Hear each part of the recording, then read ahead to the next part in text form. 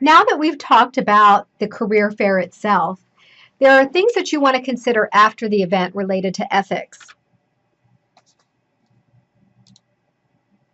I mean, even you want to incorporate this beforehand too, but just some final reminders. Make sure you get there early, get yourself settled, prepare. There are going to be a lot of people. You want to park, and it's just good to get there early because there's going to be a lot of people arriving wanting to talk to employers. Practice your elevator pitch, practice talking to your peers and other people about your skill set and what you know about this company so that you're as prepared as possible. Keep your energy upbeat at all times. Again, this might be something you have to really work on, especially if you're a natural introvert. So you really want to make sure that you practice that with your speech and your elevator pitch. Get business cards from employers you speak with.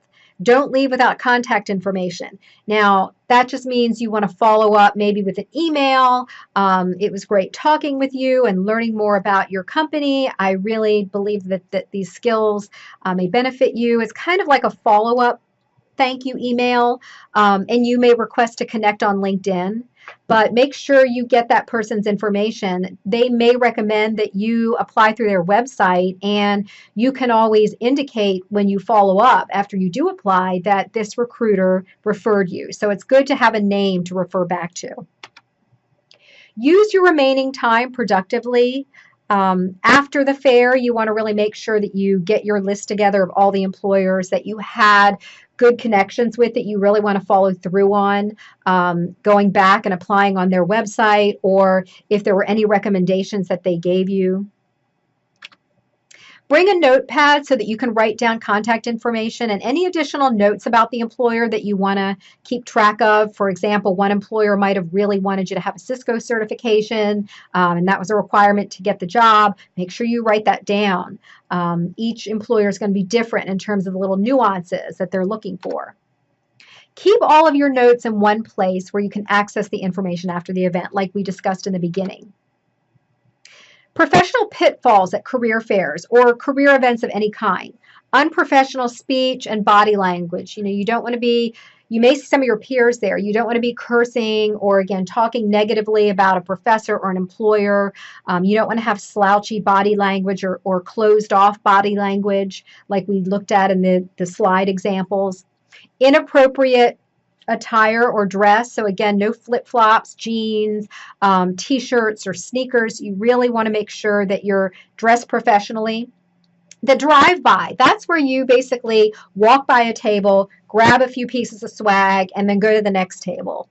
You want to make sure that you engage with the employer. You're not there to pick up freebies. You're there to interact, get to know what the employer has to offer. So the drive-by is kind of like you're looking at their table and you may pick up some giveaways or you may not, but you're just not really showing interest. Trying too hard to stand out. So wearing bright colors or patterned clothing or things that might distract the employer. You want to avoid that. Misspelled words or typos on your resume or business card. Again, do a spell check. Have someone else look at your resume beforehand if you're not sure. Bad mouthing your ex-boss, professor, or colleague. That's a big no-no like we discussed. Failing to have a resume or a business card handy. Not having that contact information or the resume when the employer asks for it. Failing to research the companies and do your homework ahead of time. Ethical considerations that you want to be aware of.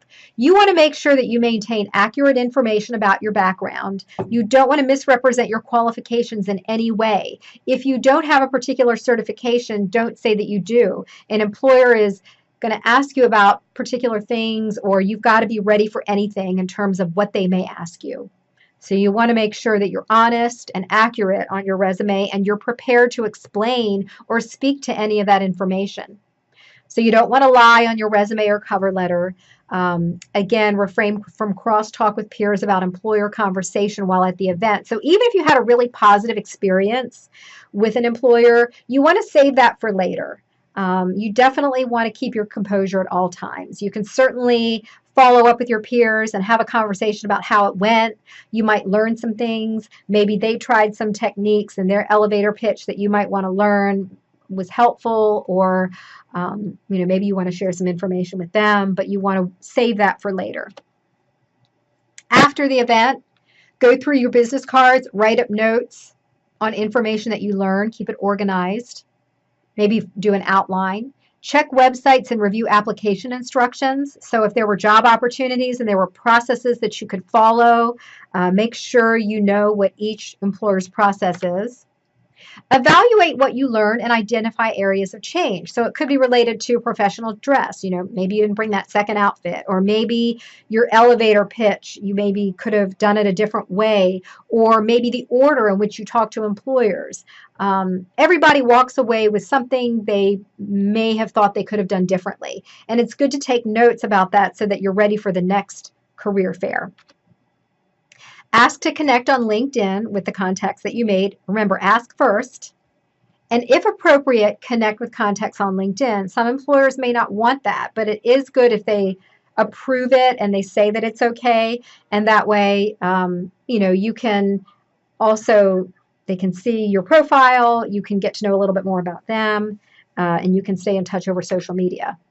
Keep practicing. You're going to always be going to networking events. This isn't the first one you'll be attending. So make sure you're always practicing your elevator pitch. You're always doing your homework on employers. And with each successive event, you're going to get more and more prepared, and you're going to feel more and more comfortable and confident. Thank you for listening to this webinar. If you have any additional questions, feel free to email us at novacareerservices@nvcc.edu.